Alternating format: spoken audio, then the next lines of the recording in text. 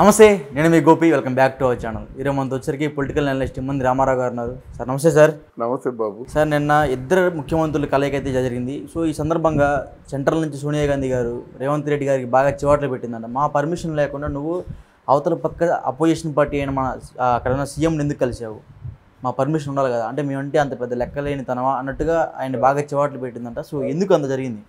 అది అంతా రేవంత్ రెడ్డి ప్లాన్తోనే చేశాడంటే ఒకటి అసలు ఆ ప్రశ్నే తప్పండి యాక్చువల్గా.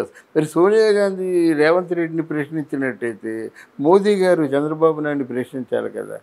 అంతే కదా, కూటమిలో ఉంటూ కాంగ్రెస్ పార్టీ ముఖ్యమంత్రిగా ఉంటుండగా ఎందుకు కలిసామంటే ఇక్కడ ఆయన దగ్గర సమాధానం ఉంది.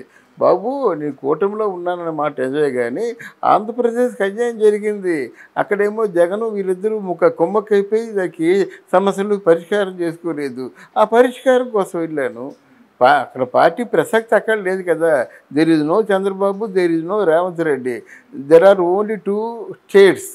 ఆ 2 రాష్ట్రాలకి సంబంధించిన మాటలే మాట్లాడుకున్నారు. వీళ్ళు దొంగతనంగా మాట్లాడుకోలేదు కదా. వాళ్ళ వెనక సంబంధికులు ఉన్నారు కదా.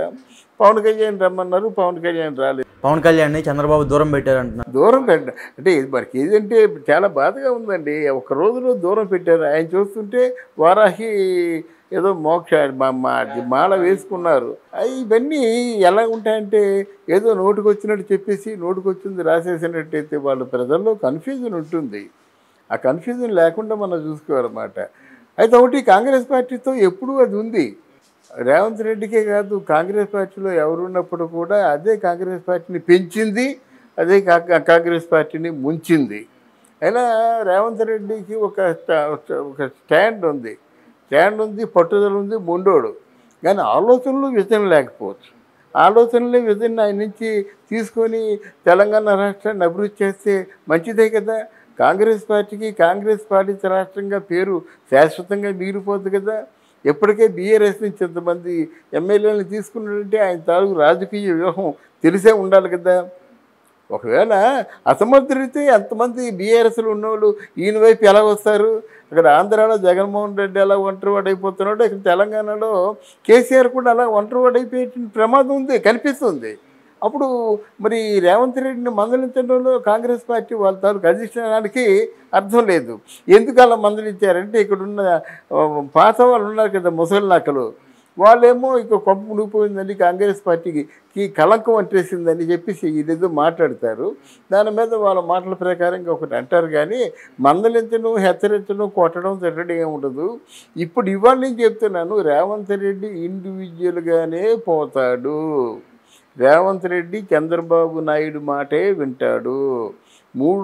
రేవంత్ రెడ్డి ఏనాటికైనా వాళ్ళ తాలూకు మాటలు సక్రమంగా సాగినట్టయితే బీజేపీ పార్టీలోకి పోతాడు. బీజేపీ పార్టీ రేవంత్ రెడ్డిని కలుపుకుంటుంది. ఇది నా అనాలిసిస్. అంటే ఇంకోటి సార్, నిన్న ఇదే చర్చలో భాగంగా రేవంత్ రెడ్డి తిరుపతిలో వచ్చే ఆదాయాన్ని కూడా మాకు సగం ఇవ్వాలంటే మాట్లాడారు. అవి అంతకుముందు కేసీఆర్ కూడా మాట్లాడాడండి. ఇప్పుడు వీళ్ళు తిరుపతిలో ఆదాయం అడడం, మన వాళ్ళేమో శ్రీశైలంలోనూ భద్రాచలంలో ఆదాయం అవ్వడం, ఇది కరెక్ట్ కాదు. అది అయిపోయింది. అది అయిపోయిన ఆ 7 తాలూకు అక్కడ 7 గ్రామాలు కూడా మాకు మా పర్వం చేయండి, మాలో అంటే తెలంగాణలో కలిపేయండి. ఇవన్నీ పరిష్కృతం కానిటువంటి సమస్యలు. తిరుపతిలో ఆదాయం ఎలాగిస్తారు వాళ్ళు? ఎవరు అలాగా? ఇప్పుడు వేములవాడలో రాజరాజేశ్వరి ఆదాయం బాగా పెరుగుతుంది, ఇస్తారా వీళ్ళు? ఖమ్మంలో భద్రాచలం ఆదాయం చాలా బాగుంటుంది. ముఖ్యంగా శ్రీరామనవమి ఆ రోజుల్లో వచ్చింది, కొన్ని కోట్లు వస్తాయి, ఇస్తారా వీళ్ళు? అది రాష్ట్ర అభివృద్ధి కోసం ఆ దేవుడు ఆ విధంగా నిర్ణయించుకున్నారు. అసలు యాక్చువల్గా భద్రాచలం ఆంధ్ర వాళ్ళది 56లోనూ కలిపారు, ఏదో రాష్ట్రాలు విడిపోతాయని. అది అలా ఉండిపోయింది. మన వాళ్ళు తీసుకోవచ్చు కదా భద్రాచలం తీసుకుంటే మొత్తం ఇక్కడ వేములవాడ రాజరాజేశ్వరి ఆలయం తప్ప మొత్తం ఆంధ్రదేశంలో ఉన్న ప్రసిద్ధమైన ఆలయాలన్నీ కూడా మన ఆంధ్రకే ఉండేవి, ఆంధ్రప్రదేశ్కే ఉండేవి కదా. అట్లాంటి ఆలోచనలు పోయి పరిష్కారం కాదు. ఇది హిందువుల ఒక మతం తాలూకు మనోభావాలకు సంబంధించిన సమస్య. అందువల్ల అది పరిష్కారం కాదు. కానీ అడిగారు దాంట్లో మాకు సగభాగం కావాలని అడిగారు. ఆ 7 గ్రామాలు కలపని అడిగారు. విద్యుత్ బకాయిలు వెంటనే తీర్చిమని అడిగారు. అంటే వాళ్ళు ఇవ్వాల్సింది ఇచ్చేస్తే వీళ్ళు ఇవ్వాల్సింది ఇచ్చేస్తారు. అది సామరస్యంగా, అంటే ఇద్దరు ముఖ్యమంత్రులుగా కాకుండా 2 రాష్ట్రాల తాలూకు ప్రతినిధులు మాట్లాడుకుంటున్నట్టుగా ఈ ఇష్యూని చూడాలి. అంటే ఇంకోటి సార్, రేవంత్ రెడ్డికి వెనకుండి గోతులు తవ్వుతున్న ఇద్దరు ముగ్గురు ఎవరైతే మినిస్టర్ క్యాండిడేట్స్, ముఖ్యంగా పేర్లు చెప్పడం అనవసరం, అందరికీ తెలిసిన వ్యక్తులే. సో వాళ్ళైతే రేవంత్ రెడ్డిని సీఎం పదవి నుంచి దించాలి, అంత తొందరగా దించితే అంత తొందరగా మేము సీఎంగా కుర్చీలో కూర్చోబోతున్నట్టుగా కొన్ని వాక్యాలు అయితే బాగా వినపడతాయి. పేర్లు చెప్పడం ఎందుకంటే నేను పేర్లే చెప్తానండి. బట్టి విక్రమార్క మొదట ముఖ్యమంత్రి అవుదాం అనుకున్నాడు.